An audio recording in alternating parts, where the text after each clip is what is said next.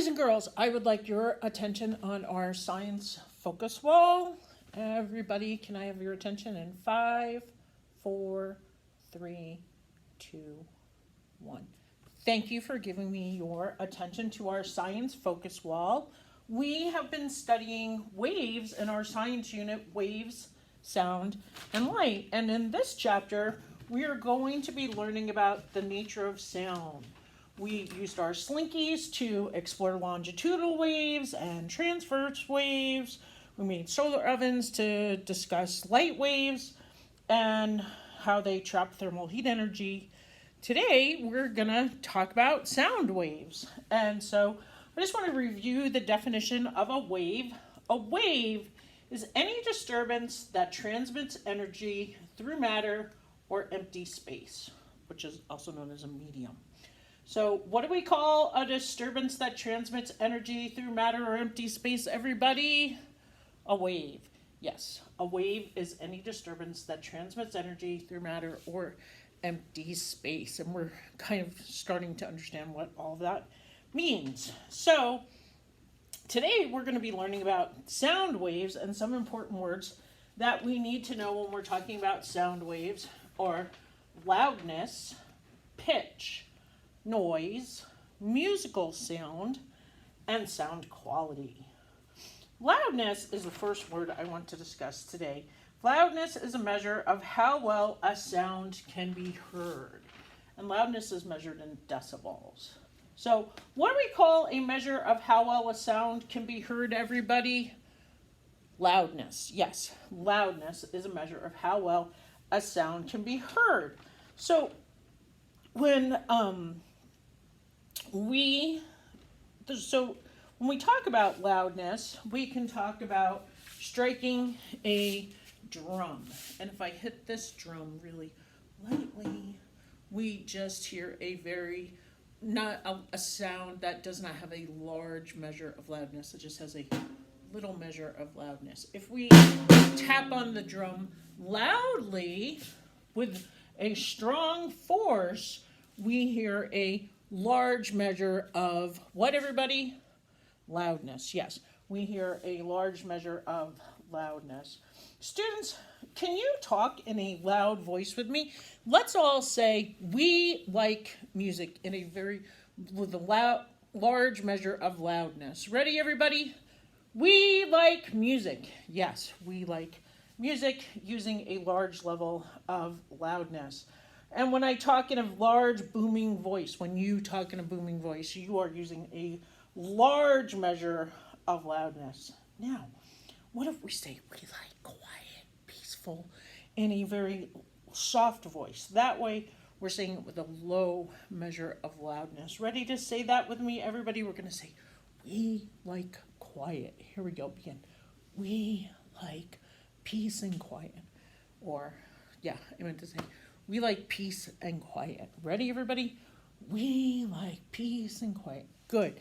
And that's using a low measure of loudness. If you are a flaming hot partner and you have the stick with the flaming hot, will you tell your partner a secret in a voice that does not have a large measure of loudness, that just has a small measure of loudness? Can you tell your partner a secret? Your turn, flaming hot. Okay, I won't listen to your secrets. Okay, it's just for you guys. All right, ready? And now, that was very good. You did that with a low measure of quiet. Now, Chesters, it's your turn to tell your partner, good job, in a voice that has a large measure of loudness. Chesters, ready? Tell your partners, good job. Can you give them a high five? Sure, you can give them a high five. Ready, everybody? Chesters, your turn. Good job! Excellent. I like the way you gave a high five.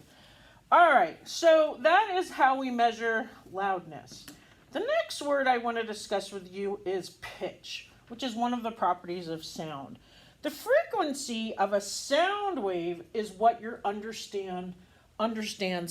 ear understands as pitch. So how many, like when we were doing the slinkies, how how many waves there are. So when there's a high sound, we have a higher frequency. When there's a low sound, there's a shorter frequency of sound, and that is pitch. So pitch is defined as how low or how high a sound seems to be. Boys and girls, what do we call how low or how high a sound seems to be? Everybody? Pitch. Yes. Pitch is how low or how high a sound seems to be. And we can hear some different pitches on the guitar. The guitar has some strings that have low pitches, and it has some strings that have high pitches. So these are the low pitches.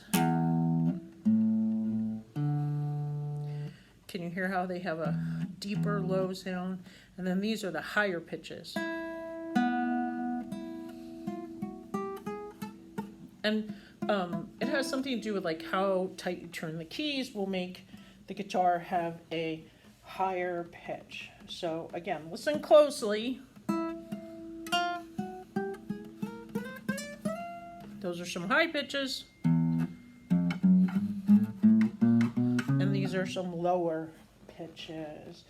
Everybody, can you make a low pitch sound with me talking a deep voice? Ready? We're going to make a low pitch sound. Here we go, everybody. Low, low. Excellent. And then we're going to make a high pitch sound, kind of like a shrieking sound, like a high squeaky mice. Ready, everybody? There you go. So that's high and low pitch. Our next word is musical sound. Musical sound is the blending of several pitches, that include fundamental pitches and several overtones that usually follow a repeating pattern. Boys and girls, what do we call the blending of several pitches? Musical sound. Yes, musical sound. The blending of several pitches. Usually they follow a repeating pattern, like...